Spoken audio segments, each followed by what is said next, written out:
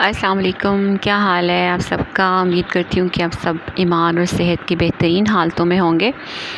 Stock market के सिलसिले की ये तीसरी एक वीडियो है जो कि आप सब की क्यूरीज़ के बाद मैंने डिसाइड किया कि इसके ऊपर मज़ीद वीडियोस बनाए जाएं ताकि आपकी क्यूरीज़ को सॉल्व किया जाए और स्टॉक मार्केट को सीखने और समझने के लिए हम एक दफ़ा दोबारा से इससे हेल्प लें। इस वीडियो में मैं कोशिश करूँगी कि आपको जैसे बच्चे स्कूल में जाकर ABC से बाकायदा अपनी तालीम का आगाज़ करते हैं, उसी तरह से हम स्टॉक मार्केट को सीखें। इसको सीखना कोई इतना मुश्किल काम नहीं है और ना ही कोई रॉकेट साइंस है। आपका बहुत ज़्यादा ज़हीन और फ़तीन होना भी ज़रूरी नहीं है। और ये मैं नहीं कह रही, बल्कि स्टॉक मार्केट के जो बहुत बड़े इन्वेस्टर हैं, अमेरिका के सबसे बड़े इन्वेस्टर हैं वॉरेन बफे, ये उनका कहना है कि you don't need a lot of brains in the business if you get an IQ of 160. Give away 30 points to somebody because you don't need it in investment. What you do need is emotional stability.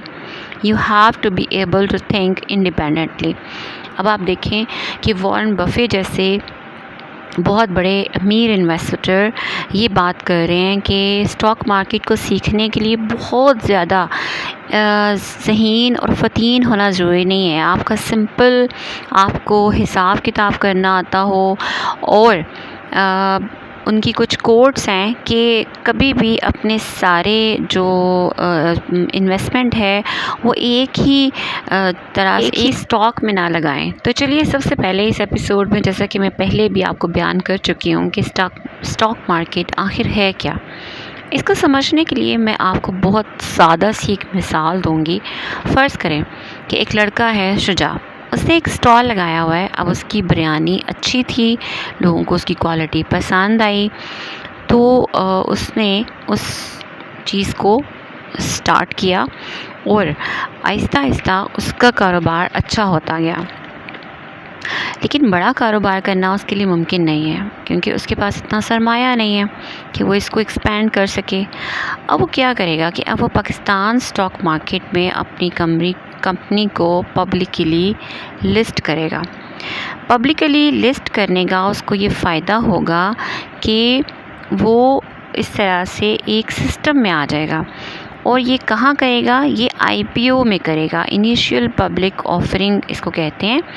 अब आप और मेरे जैसे कई लोग IPO को एक certain amount पे करेंगे। मिसाल के तौर पर 10 रुपये पे करके उसकी कंपनी का कुछ हिस्सा शेयर्स के तौर पर बाय कर लेंगे और इस तरह हम उसकी कंपनी में हिस्सेदार यानी शेयर होल्डर्स बन जाएंगे, जिसका मतलब ये होगा कि ये कंपनी अब सिर्फ शुजा की नहीं रही बल्कि हम भी उसके बिज़नेस में हिस्सेदार बन गए हैं।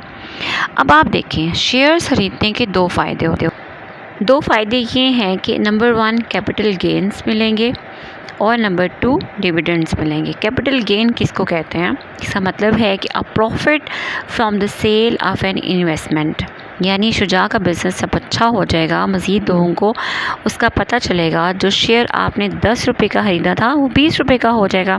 इस कीमत बढ़ने से जो फ़ायदा होगा और इस शेयर्स की कीमत 10 रुपये से जो 20 रुपये हुई है, इसको कैपिटल गेन का मतलब ये है कि और इस डिफरेंस को regularly by a company to its shareholders out of its profits. या मतलब ये कि जो शुजा को जो प्रॉफिट हुआ है वो अपने प्रॉफिट का कुछ हिस्सा शेयर होल्डर्स को देगा, जो डिविडेंड कहलाएगा।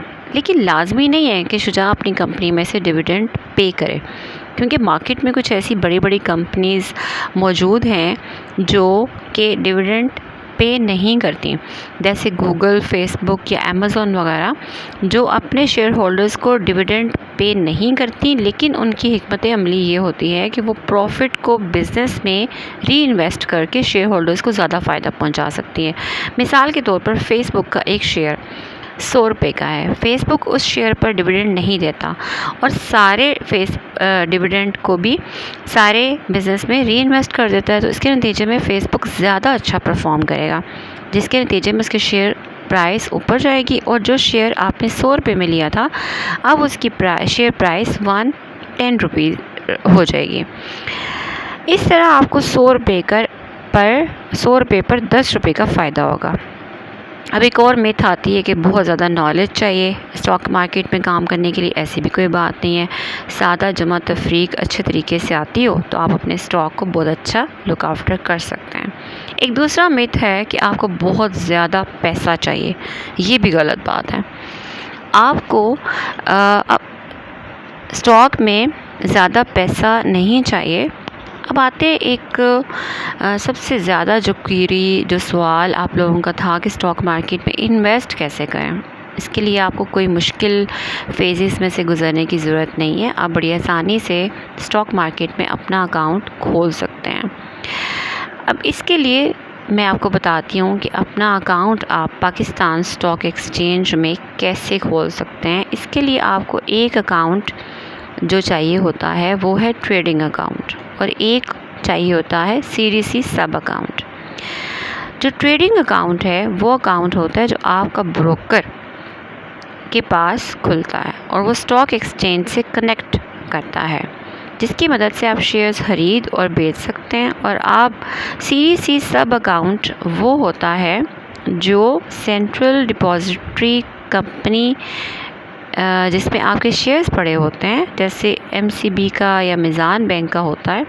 तो बेसिकली CDC क्या है और इसकी ज़रूरत क्यों पेश आती है, what is CDC and why we need it.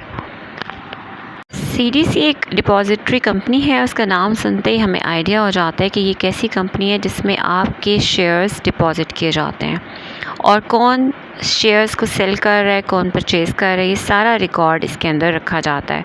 मिसाल के तौर पर आपने किसी कंपनी के 100 शेयर्स खरीदे हैं तो प्रीवियस इन्वेस्टर से चेंज होकर आपके नाम पर वो शेयर्स करने वाली कंपनी CDC होगी। इस तरह स्टॉक मार्केट में होने वाली तमाम ट्रेडिंग का रिकॉर्ड रखने वाली कंपनी CDC है। इसकी ज़रूरत क्यों महसूस हुई, क्योंकि पाकिस्तान स्टॉक एक्सचेंज में डेली इतने शेयर्स ट्रेड होते हैं कि उन तमाम का रिकॉर्ड रखना पाकिस्तान स्टॉक एक्सचेंज के लिए तकरीबन नामुमकिन है। और पाकिस्तान में तकरीबन 600 टोटल ब्रोकर्स हैं। एक तो उनके पास इतनी कैपेसिटी नहीं है और दूसरा लोगों को भी उन पर ट्रस्ट नहीं है। इसलिए इस मसले से निपटने के लिए CDC वजूद में आई, एक ऐसी कंपनी जिस पर स्टॉक एक्सचेंज को भी भरोसा हो, इन्वेस्टर को भी और ब्रोकर को भी। और इसके अलावा CDC SECP यानी government of Pakistan, security exchange company of Pakistan, दोनों से अप्रूव्ड है। अच्छा, अब एक और बात ध्यान से सुने। अगर आप पाकिस्तान स्टॉक एक्सचेंज में डेली ट्रेडिंग कर रहे हैं तो आपको CDC सब अकाउंट चाहिए, और इसके अलावा अगर लॉन्ग टर्म इन्वेस्टमेंट कर रहे हैं तो आपको CDC इन्वेस्टर अकाउंट चाहिए। इसमें आप सिर्फ़ और सिर्फ आप अपने शेयर्स को होल्ड करके रख सकते हैं, लेकिन डेली ट्रेडिंग में ब्रोकर भी आपके बिहाफ पर सेलिंग और बाइंग कर सकता है। लेकिन लॉन्ग टर्म इन्वेस्टमेंट के लिए मैं यही रिकमेंड करूँगी कि आपको CDC इन्वेस्टर अकाउंट ओपन करना चाहिए। इसमें फ़्रॉड के 0% चांसेस होते हैं। ये याद रखें कि हमेशा कोई अच्छी ब्रोकरेज फर्म के साथ काम करें, ऐसे लोग जिनकी मार्केट में साख अच्छी हो, ताकि आपके साथ कोई धोखाधड़ी और फ्रॉड ना हो। उम्मीद करती हूँ कि इस वीडियो से आपको खातिर ख्वाह फ़ायदा हुआ होगा और आप स्टॉक मार्केट में अकाउंट ओपनिंग से लेकर अच्छे ब्रोकरेज की सिलेक्शन तक ये तमाम प्रोसेस बहुत अच्छे तरीके से कर सकेंगे। वीडियो पसंद आई तो इसको लाइक और शेयर ज़रूर कीजिएगा, और कोई क्यूरी हुई तो इनबॉक्स में ज़रूर पूछिएगा। Thank you very much. इस वीडियो को देखने के लिए बहुत शुक्रिया।